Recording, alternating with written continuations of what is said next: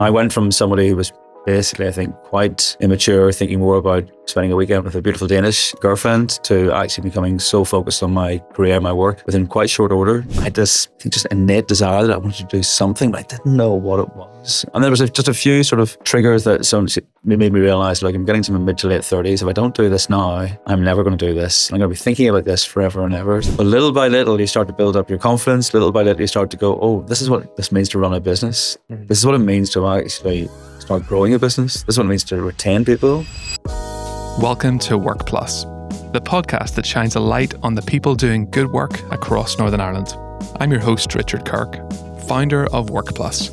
I've spent years working with employers, schools, colleges and universities, helping young people and career changers to make better informed career decisions. Each week, I sit down with real people doing real jobs to explore how they got there, what they've learned, and why their work matters. If you're a parent, teacher, carer, or just curious about what good work looks like today, you're in the right place. Let's dive in. Tara, great to have you with us today. When I think of software in Northern Ireland, I think of you. But what first sparked your interest in software? So my story started with one of my neighbours. So this is way back in the early 80s, when a computer was something that most people had never seen. In a house, no lead, in an office, it was just it's a rare thing to see. And one of my other spoiled neighbours basically received this massive computer. And I went round one day and it had a screen, had a keyboard, had a box containing some kind of magic that I didn't know what was in that box. And he had a big, thick manual beside this computer. And he brought me around and he was showing this thing. And he was just more interested in playing a few basic games on this. I was really interested in the manual and what was actually the instructions behind this thing. And the instructions were basically very early commands into the computer to do things. And of course, when you put a command in, something happened on the screen or happened on the keyboard or whatever. But that just completely flipped my brain. I couldn't believe this. I couldn't believe that suddenly there was something I could use to do stuff, build stuff. What age would you have been at that? I was about 14. Okay. I was heavily into railway modelling when I was a kid, so I loved building. Yeah. I love modelling and I love just the idea of world building. This was way before you could build worlds inside computers, but just the thought of this thing and what it could do was really intriguing to me. So I went back home and I literally pestered my parents for months and months and months to buy me a computer. So the first computer I got was a ZX Spectrum. So if anybody looks that up, you'll see it's one of the classic early British computers, and it was invented by a guy called Clive Sinclair. I think it was a bit like getting a drum kit into the house, because this thing was relatively expensive in those days. I think it was about 120 quid or something. But back in the early 80s, that was a lot of money for a young family, for my mum and dad. So it was a big commitment for them to get me this thing, and they thought it's going to be bought and then stuck in the attic and forgotten about. Yeah. And that's not what happened. This thing basically was opened and it was stuck into the back of a TV. Cassette recorder attached to it so I could download games. But more importantly, I could save stuff as well onto the cassette tape. So I could type games from magazines, which invariably didn't work. So that was one of the key things, that these things didn't work. You typed them in, you learned the muscle memory of just typing in basic programs. You start to figure out how these basic programs work. And I think one of the first ones I typed in was a Connect 4 game. Oh. And I just loved it. I just loved what I was doing. And at the same time, I was reading quite a lot of books. When I was quite young, I was quite into fantasy books. So my thoughts of building worlds into this computer and how I would do it and how I would use machine instructions at the bottom level and Visual and Sinclair Basic, Spectrum Basic on top of this to build these basic sort of adventure games. Now, the thing was, I was thinking about it, never actually went off and built some of these because there's a lot of work involved in that. But I did a lot of thinking and reasoning, going, oh my goodness, I could do so much with this computer. Yeah. And this was all in your own time, so to speak. Was there anything in school that was stuck in this fire? No, I think around that time, about a year after that, the BBC Basic came into school. I found it a little bit more inaccessible. It was a more complicated computer, and it also had a different form of Basic that I was learning. Okay. Same language effectively, but actually it was just the whole interface was completely different. The Spectrum just made it really accessible. And the magazine culture around it made it really accessible. And if you actually go to my office, you'll find one of my original magazines framed in the office. Good. So it's just the accessibility and just the excitement of what I could do. And I think I knew at that stage, this was it. Yeah. I knew there was something in this that actually was really stoking my imagination. What I didn't do, though, was I didn't do the O level. There was no level available to me. But when I looked at the syllabus, I realised that the syllabus was probably written in about 1972, and I did my O-levels in 1984. Right. Long time ago, folks. But 10 years difference in a syllabus between, it's a long time in computing. Yeah. And it didn't bear any relation to what I was doing. So I just ignored the O-level and just stuck to my home computing. But then I switched a degree. I knew I wanted to have some kind of software components in my degree. So I did a degree in microelectronics and software engineering. So it was both. The microelectronics part is really hard. And if I'm being honest, I probably didn't quite click with that in a way that... Is it more hardware? Or? It's completely hardware. Yeah, so it's CPU design and actually it starts with electronics. Yeah. So if anybody's familiar with electronics, you learn all this theory, but actually when you put components on a board, everything just kind of changes. And I don't like that. I like black and white. I like logic. I like, if this is true, then do this. My brain just works that way. And But there was a part to that course that really caught my imagination, and that was working in what's called the kernel. So essentially it's the lowest part of the operating system. Okay. So managing how programs are managed on the computer. That's one of the jobs of the operating system. Yeah. And I got completely caught into that project work to my detriment. I became so focused on it that actually other things suffered. But it was clear to me then that was the direction I wanted to take. Just software just lit my fire, basically. Brilliant. And a lot of that was then, you were applying it, so to speak, in the creating those little worlds. But whenever you were going through university, did you have the opportunity to actually go and do a placement with a company, internship, or did you just wait until you finished your qualification before starting to work on this? I waited. There were quite a number of folks on my course who took the year out. Finding a position in those days was really hard. There was one place and 40 people going for it. And that's the reality of the world that I came from. I probably lacked maturity as well. I'm looking back, I probably wasn't as focused on what a career looks like. I was just focused on getting through my degree, really. And life and work seemed quite distant and far away. And you translate that to today, where young people are so much more focused on their transition between and their career at a younger stage. Back then, I just lacked what the world would be. It was a very different world. We didn't have the internet. We didn't have things that constantly communicate to you about the possibilities. So I just was happy to get through it. And I spent about a year traveling after I got out. And then I went into my career and I got back. And where did that start for you then? Well, I was really lucky. So I came back and there was probably about 2 or 3 software firms in the north at that time. Across the island, I don't know how many there were, but there were only 2 or 3 in the north that I knew of. And I applied for, it's a bit of a story, but I was seeing this beautiful Danish girl. And I remember it being St. Patrick's Day, and I was down at my parents' house in the west of Ireland. And my mum messaged me going, you need to get back up north now because there's a job in the Belfast Telegraph. You need to apply for it now. And she was just terribly worried her son was going to end up on the scrap heap somewhere. And I said, well, I'm with this beautiful Danish. And you're getting up now. Get up now. So I got up. Went for the interview, and somehow I still don't know how I got in because they saw something in me. Honestly, some of the people in this company were extraordinary. They'd been living and breathing in this world of Unix and low-level system software for years. And I really came in unprepared for the interview. And years later, the guy that sort of brought me in and said, look, I just saw something different in you that we didn't have here. We had a sort of stereotype of a person, and I saw just something in you that actually I think we needed in this mix. He was amazing. He became my mentor in a way.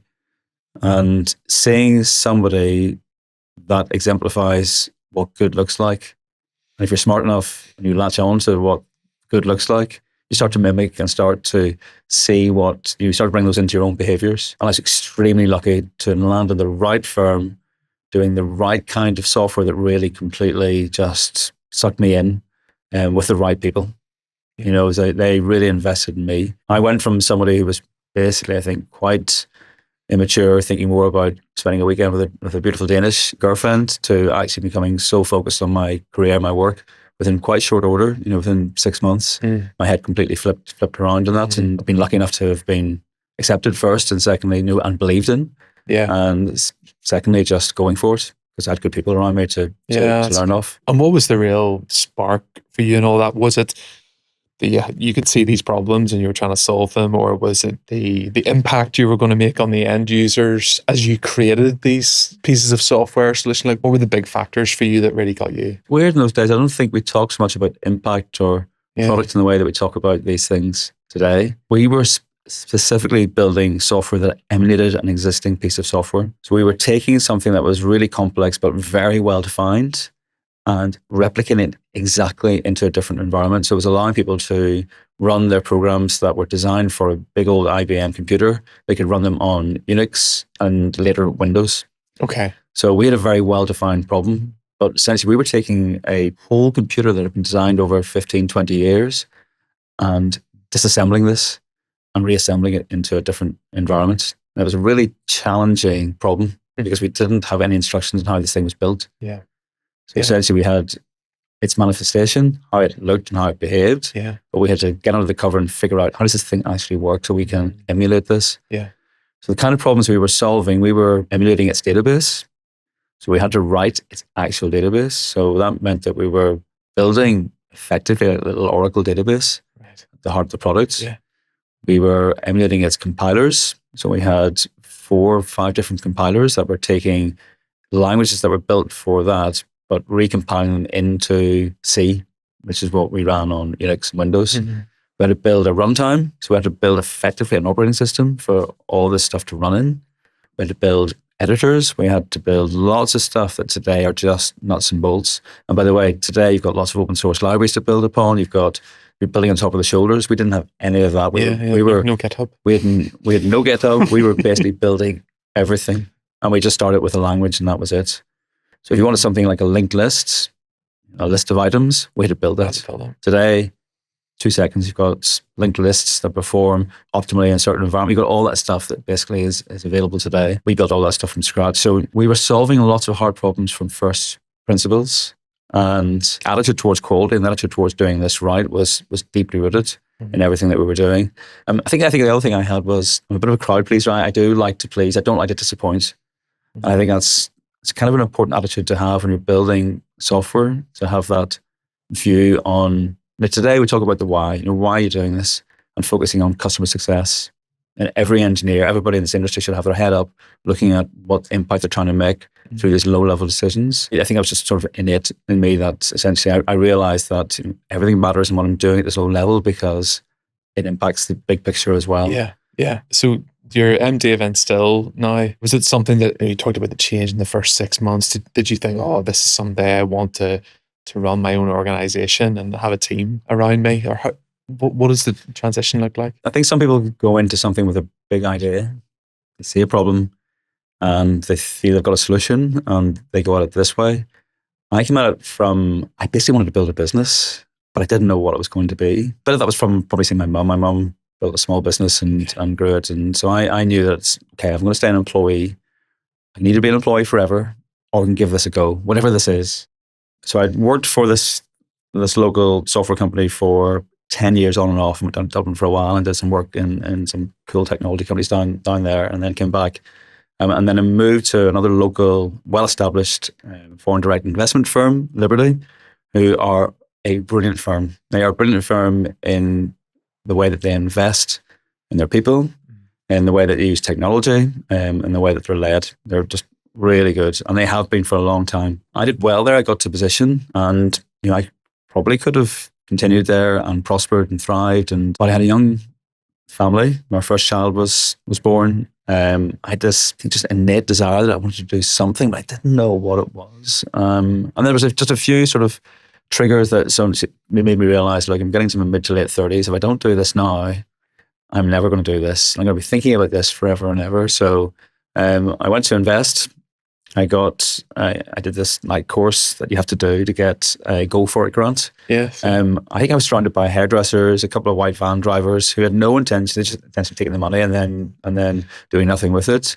There was probably 1 or 2 of us there who actually thought, right, I'm gonna do this. So I resigned and I spoke to Willie Hamilton, who was the managing director at Liberty, and Willie was brilliant. Willie was like, of all the reasons I love to see people resign, this is it. People who've got the desire to go off and build something. I didn't have a plan. I had one customer lined up in the States.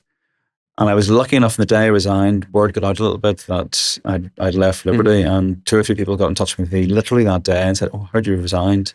I built up a decent reputation for what I did, software engineering and attention to detail and quality and all that stuff. And day one, they got in touch, and suddenly I had 2 or 3 customers. For the first 2 or 3 years, it was just heads down building stuff.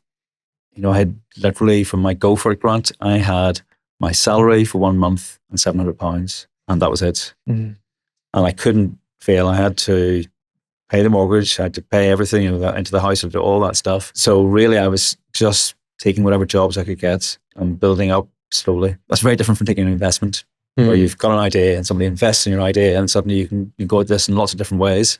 I had to build up a nest egg of cash. It was probably 2005. It was 2009 before I felt confident enough and had enough money to employ somebody. The reason for the delay was that actually I was concerned that if something went wrong, did I have enough in the tank to actually support this person through thick and thin? And that turned out to be a wise philosophy in this first hire, because I had a job lined up. The first guy that came in with me was a guy that worked with me back in Liberty. I knew him. He was brilliant. I'd mentored him, and he had started to fly on his own. He was just going to be exceptional. But on that day, the contract got pulled.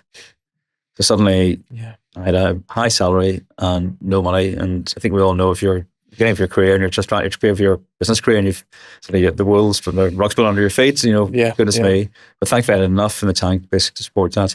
Actually, a week later, I got him involved in another project I was working on, and it was all good. And within 2 or 3 weeks, because he was so good, he was knocking out of the park, and the client was excited. And then that starts to build up your confidence. So you're starting off basically for me, it was coming from an engineering background. I can't have this thing fail because I've got a family to support, and you're just learning, but you're also delivering. And it takes a long time to get your head switched from being a contributor and bringing in cash to actually having you feel enough people to replace that rate that you can charge. So the economics are quite straightforward. And if you're charging personally £100 a day, but you're making a margin of £10 on a person, how many people do you need to replace you as a single person? So that's the thing you need to think through. But little by little, you start to build up your confidence. Little by little, you start to go, oh, this is what this means to run a business. This is what it means to actually start growing a business. This is what it means to retain people being probably one of your hardest parts of running a business. You're just learning little by little, basically, how to grow a business. I hadn't done any of that with any previous company. I was just delivering. So I would say that my route to leadership has probably been one of the most windy, torturous routes, because simply I've been learning a lot on the job with this underlying sense that I can't have this thing fail. So which prevents you from making certain, let's say, risky in quotes, moves. You're making things much more steady and making sure you're on a good bedrock. You're delivering brilliantly, that you exceed expectations. But it's also a time where work was still hard to come by as well. As an engineer, what are those? You mentioned some of the qualities there, but attention to detail. Like, what are the characteristics, the skills? Forget about qualifications. What are the skills, characteristics that make people great software engineers, software developers? It's not just about being brilliant at problem solving or writing brilliant code that other people can work with and reason about and use, which are really important. You are creating artifacts that you personally don't own. You are creating artifacts that will be owned by the team. And the cost of maintaining that artifact is one of the biggest costs in software development. It's not just writing it once, it's about maintaining it. For every minute you spend writing a piece of code, you at least spend 10, 15 maintaining it over its lifetime. So having good sense of what good looks like in that, but you've got to balance that with trade-offs. Every decision has a trade-off. You've got to go, look, this is, and now those trade-offs, you got to understand what good enough is for the context and the situation you've got today. Context matters hugely. So if you're working in safety critical software, every line, every detail will matter, because if you get something wrong, get a floating point wrong or whatever, suddenly a rocket is going to explode, versus building a proof of concept to find whether there's a return on investment in taking this project through to its completion. That's a very different set of decisions that you make around that. And having that flexibility to understand when you need to lean in hard on the detail, but also lean back and go, look, actually, this is about driving value for the customer. I would say the really good engineers have that absolute attention to detail at their core, but they get their head up. And they get their head up to ask why. Why am I doing this? What's the impact I'm making on the end user by making these decisions or by not making decisions? If this code is not secure enough, what is the impact to the business? What's the threat, potentially existential threat to the business if I don't get this right? Or does it matter in this case? So there's these constant trade-offs, but the really good folks have got their heads up. I think the other thing I see in really good engineers is that they look after those around them. They spend a lot of their time growing the people around them as well. And they stay one step, two steps ahead of those engineers, but they ensure that they are ready for that next shift. One of our really good engineers, the way he talks about things sometimes is just so exciting. He's been coaching some of our junior engineers. We're going through, like a lot of engineering companies right now, we're going through a lot of software consultancies right now, we're going through a lot of change. It's a very disruptive world. What he is saying to a lot of the junior engineers, who are apprentices in particular, is, yes, there's lots of change. Don't worry. This is about opportunity. There's going to be loads of opportunity for you to actually grab here, because there's loads of new roles emerging, lots of new things emerging that we need to lean into. So there's your opportunity. So rather than being scared about it, grab that opportunity. And that's real technical leadership. Yeah. And he shows that from the front. He shows how exciting this world can be. So rather than being scared about this change, it's about being excited about it. Yeah. But what impact is AI having on the role of your team right now? That's a big question. AI is here. AI it's not just inevitable, it is going to change our roles. My view is that somewhere between pure skepticism and the hype is the truth. The hype of vibe coding, the hype of AI replacing jobs, to me, that is nonsense. You need an adult in charge of the car, and the adult needs to know exactly where they're bringing the car. So that adult, that expert, needs to understand deeply what good engineering looks like. I need to understand that in this fantastic partner that can help them drive the car a little bit faster, they need to understand exactly where they're going, as opposed to being a passenger and letting the car drive you. Fundamentally, no matter how good Copilot gets, which is one of the AI tools that we use for engineering, it is a stochastic machine. It is a slot machine. It gets things largely right, but occasionally gets it wrong. So you have to have the good sense, basically, to determine when it's right and when it's wrong. When it gets it right, my goodness, it allows you to accelerate things you've done before really quickly. It's really good at that. It's exceptionally good at building prototypes, because your level of, you care less with a prototype about the I's being dotted and the T's being crossed. You can trade off perhaps cyber vulnerabilities that may be in the code that's being produced, because actually it's about proving the concept. So there are areas where it's just unquestionable. If you're not using AI now to drive even just development of, it doesn't even have to be an AI technology underneath it. It's just about using AI to drive the prototype. Wireframe. Brilliant. I was speaking to consultancy last week about their data and AI strategy. What they were saying actually is that AI is certainly driving their conversations and driving their data conversations. But generative AI, which is probably what most people are familiar with today, it's actually only about 5% of what they're ending up with. Most of the work is resulting in data work, for example. Can't do a lot of ML modeling, machine language modeling, or generative AI without good data. Cleansed data, normalized data, all that stuff. So a significant amount of the work is actually happening down in that sort of data space. But also within this space, there's lots around governance, around making sure that the data that's going in to feed the models is cogent and isn't filled with discrepancies or lies, because that will actually affect the output. So there's lots of new roles and lots of new responsibilities emerging from this world that didn't exist a few years ago. So rather than people feeling fearful about what this change is going to be, there's actually quite a lot of excitement around what it will be. The other thing I think it's doing as well is it's putting into the hands, it's democratizing to a certain degree software development. Software is still really hard. Building software will remain a hard activity. It's an undefined problem. You can't line up three things and go, that's the way it is every time. There's all kinds of complexities. But what it's doing from a democratization point of view is it's putting in the hands of innovators tools that they can go off and go, look, this is what I'm trying to build. And we had a story last week where I was speaking to somebody who basically has gone off, innovated. They know nothing about coding.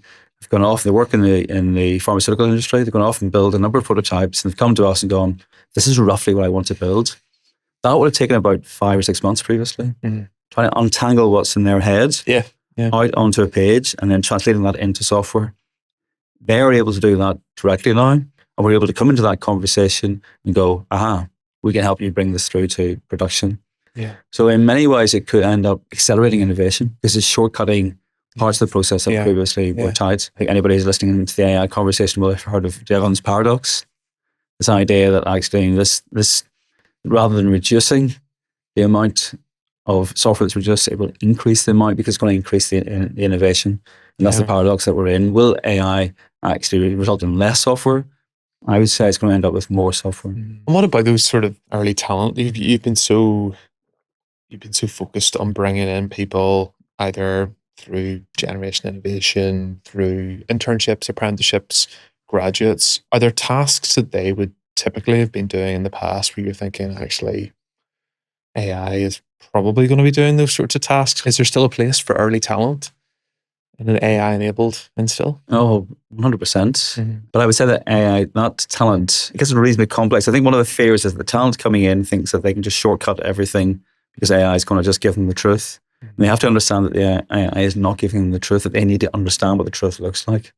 It's back to my driving the car analogy. Yeah. You know, they need to know how to drive the car and where it's going to. And then use the tool basically to augment their skills, not to replace their skills. They don't just accept the output of these tools. Largely it's going to get it right. Largely it's going to short circuit a lot of what they're doing, but they need to know exactly what it is they're producing. So I think that knowledge and that know-how has to be baked in. What we're seeing as an industry is that senior engineers, they are enhancing, they are accelerating their ability to deliver because they know what they're trying to achieve. Yeah. Whereas junior engineers are more liable to create more what we call technical debt. Technical debt essentially are stored problems that need to be resolved later and a cost that we're paying down later rather than sooner. So in the hands of somebody who knows what they're doing, you're avoiding a lot of that technical debt because you know when the truth is being told, you know how to correct the machine. But the rest, you know, it's telling the truth, that's fine. For a junior engineer who doesn't know the difference between good and bad, truth or otherwise, you know, they could end up going down the wrong road with this as well. So you need to make sure that you've got the right structures around them and that you're reviewing everything that's produced. So it's AI, it's augmentation, but the engineering disciplines that go around this, around reviewing, particularly around reviewing, peer reviewing, pairing. I like to pair between experienced and juniors. All that stuff is really, really important. Yeah. I don't buy into hearing about stories about certain companies. Don't mention names on there, but some of them are fairly well known who are talking about replacing juniors with AI. That's just absolute nonsense. You know, where are your seniors going to come from down the line? You know, you've got to invest now. And it is an investment and it is a cost. But you've got to invest. How do you make a decision around that? So you say it's an investment, it's cost, the hope of a return. How do you, as someone who is running a business, make those sorts of decisions? Well, for us, it's a little bit harder than some. So we charge our people out. So we charge them out at a day rate. Invariably, as a consultancy, many of our clients aren't prepared to take on the risk or the cost of one of our apprentices. So that's a cost we have to bear. And even when they're in maybe a year, 2 years, it's still going to be quite difficult to convince a customer that we've got a really amazing apprentice here who's going to deliver. It's just very hard to convince. Now, what happens is that we put them on projects for free, and then a few months later, we threaten to pull them off. And once they see how good they are, they're like, "Oh my goodness, no, let's hold them in there." That is a problem I think is pretty universal across many of the consultancies. You know, how do we grow from the bottom up? How do we charge them out? And how do we create enough of an umbrella around them to give them the support? Yeah. And if you're not structured correctly, if you've got too many juniors, it's really hard to bring it on more. They need the structures around them. And AI is not that mentor, by the way. Yeah. It's not going to replace that person because it's about behaviors. It's about seeing the examples of what good looks like around you day to day. It's not just about coding and producing stuff. It's about the whole package together. You talked about being accepted and believed in at the start of your career. That's exactly what your pairing is all about. Absolutely. And the really smart apprentices will see what good looks like and just just copy. And we see that in our own company. There are a number of apprentices who are just unbelievable. They're smart. They're looking around them and going, that's what I want to be. Is there a mindset change you think is needed in a client there around that? Because surely they're looking for a return on their investment. They've invested in you as a business to commission a piece of work. Are they that interested in the detail of the inputs? Are they not interested in just what the outputs and outcomes are? Sometimes. And sometimes when you're talking, especially when you're talking to, some they're hiring you for your expertise. And go, look, I know how this works. They'll say this to you, I know how this works. I'm not going to train your juniors. Not in my coin. And even if it's free, they will still see it as a cost on their coin. So, but others are actually very open to the possibilities. The ones, once they see it works, they get bought in. And we have a mix of customers, some who would be longer term, and that relationship of trust is built up, and they believe more in what, and they trust you in terms of building your teams.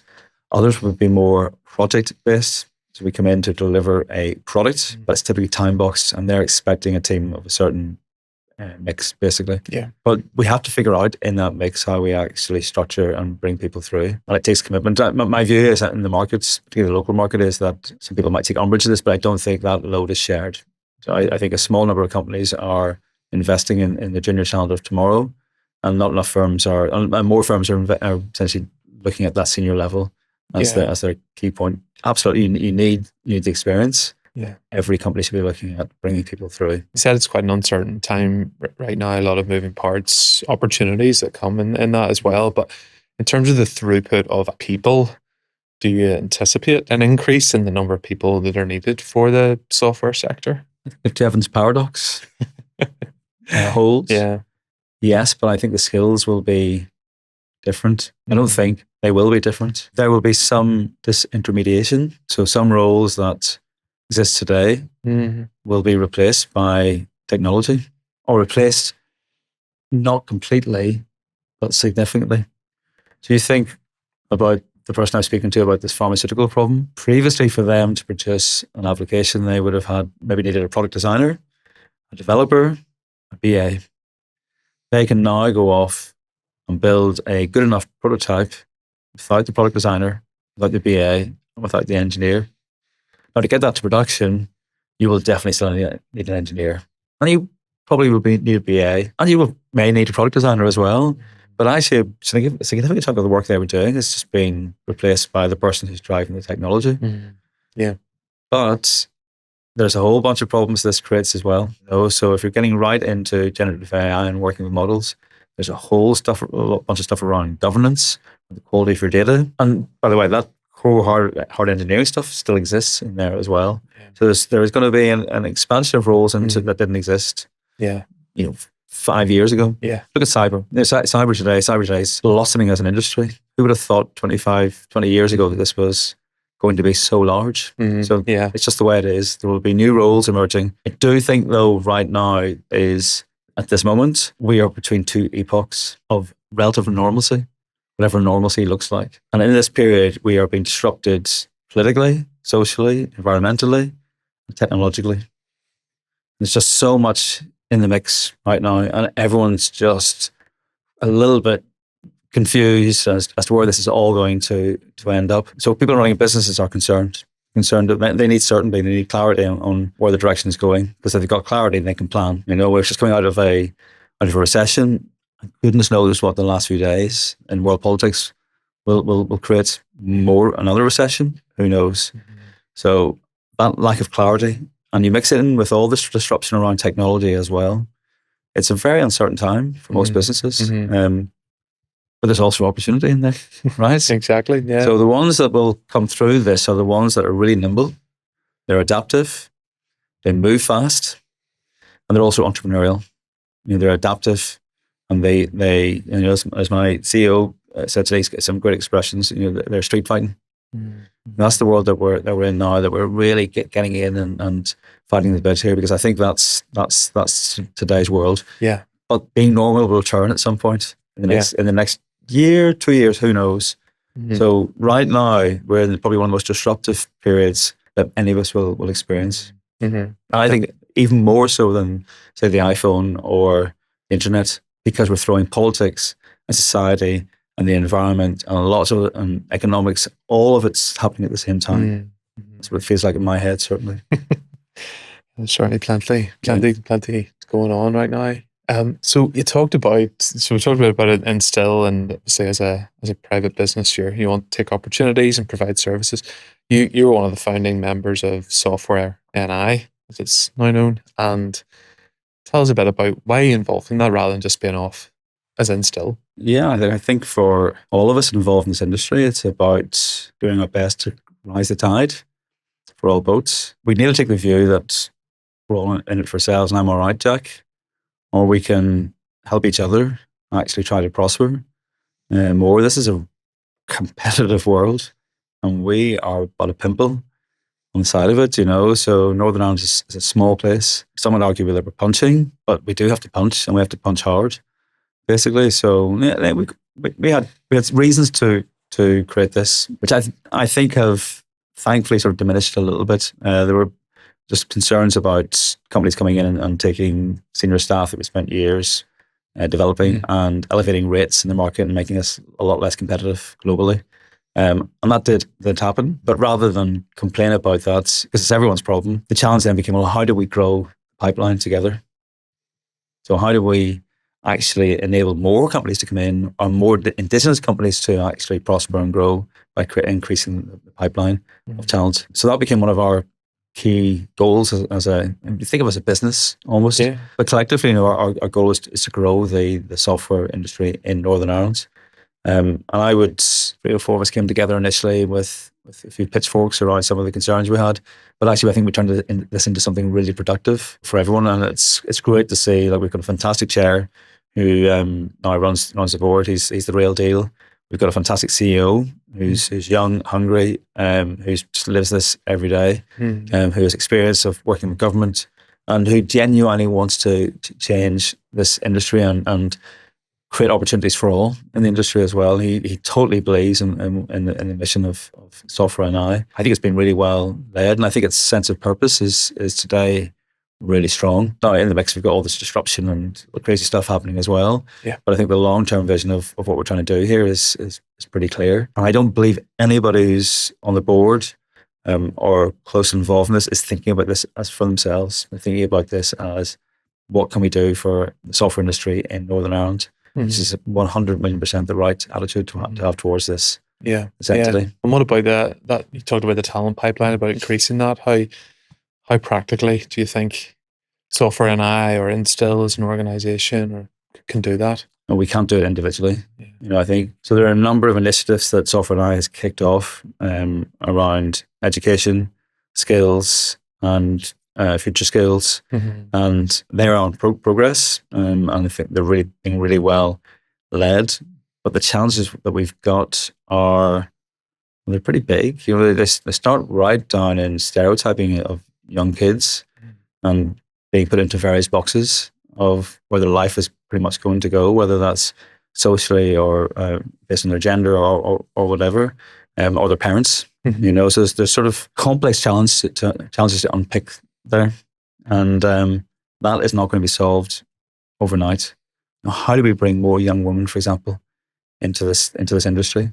How do we make it more attractive to young women that this is an industry for all, not just for the 75% of young men that we get coming into the industry every year? There are opportunities, because it's not just about coding, right? Although that's not, in a way, saying that sounds like as if I'm gender stereotyping. It's not meant to be that. This is a very wide-ranging career. There's opportunities across lots of different skills. Yes, programming is sort of the core currency of what we do, but actually it takes a lot of people to build software. Yeah. Many of them actually don't go near building software or coding at all. So it's really starting to open up the possibilities to people about the excitement of building stuff, and let them know that essentially the skills that we require are really broad. Yeah. Not just coding. I'm of the view that essentially, it's interesting to teach coding at school. Like, certainly I did coding at home and it lit my fire. I am more interested in this education system producing people that are critical thinkers, that know how to work together with other people, that have ownership, accountability, work together really well as teams. There's lots of skills that essentially we can focus on within our system today that our companies need tomorrow, frankly. So it's not all coding. And I think, as you know, I've got a particular preference for a couple of key topics on the curriculum, which I think are germane to everything we do. English, communication is central to pretty much every part of my job, and it has been since day one. And I wonder if an English teacher understands how close what they're teaching their kids in literature and language is to software engineering. It is incredibly close. I don't think they do. So we've got to do it somehow. Yeah, you're taking a problem and breaking it down into smaller parts. Writers do that all the time. It's part of the writing process. How do you take something really complex and break that down into a series of paragraphs and sentences that essentially have structure? Yeah. And that decomposition is a key skill within engineering. Yeah. So it's not just for the mathematical, it's not just for the engineering, it's for people who basically have got a broad range of skills. Brilliant. Last question. So this podcast is called Good Work because we believe there's great work going on across Northern Ireland. There are people that are doing it like you. But I'm interested to know what's so good about work for you. As you sit here, having had a significant career, still in the middle of it, but what's so good about work? Work gives you purpose. If you're not waking up every day going, I've got a fantastic problem to solve, and I think I can figure that out, either with help or by myself, then you might as well just stop. But I think purpose is really important for everyone. I know people who have come through this industry, done well about this industry, or people not even in this industry have come through and have done well in life monetarily. But the moment they stop working, they feel lost because their reason, their purpose is suddenly gone. The work has become so integral to who they are. I think that's great. That's exciting. I think you do need to be, by the way, when you get to a point in your career, you need to make sure you've got other things going on as well. You've got other hobbies, other activities that give you purpose as well. But I think a really good job will give you purpose. That's it, in a word.